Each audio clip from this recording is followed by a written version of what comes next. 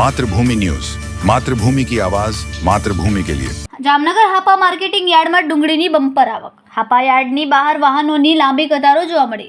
225 થી વધુ વાહનોમાં ખેડૂતો દ્વારા ડુંગળી લાવવામાં આવી। 15,000 મણથી વધુ ડુંગળીની આવક થઈ। ડુંગળીના એક મણનો ભાવ 200 થી 650 સુધીના ભાવ ખેડૂતોને મળ્યો હતો।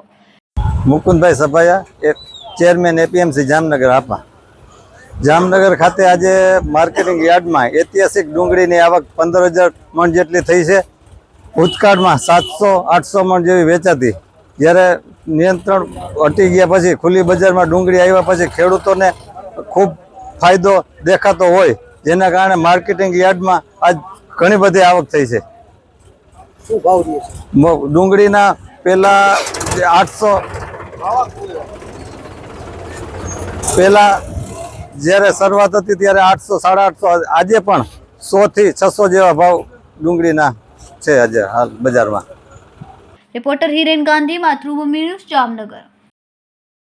ખૂબ જ ટૂંકા સમયમાં માતૃભૂમિ ન્યૂઝ ઓટીટી પ્લેટફોર્મ અને મેગા સિટીમાં કેબલ નેટવર્ક સાથે જોડાઈ જશે, તો જોતા રહો માતૃભૂમિ ન્યૂઝ।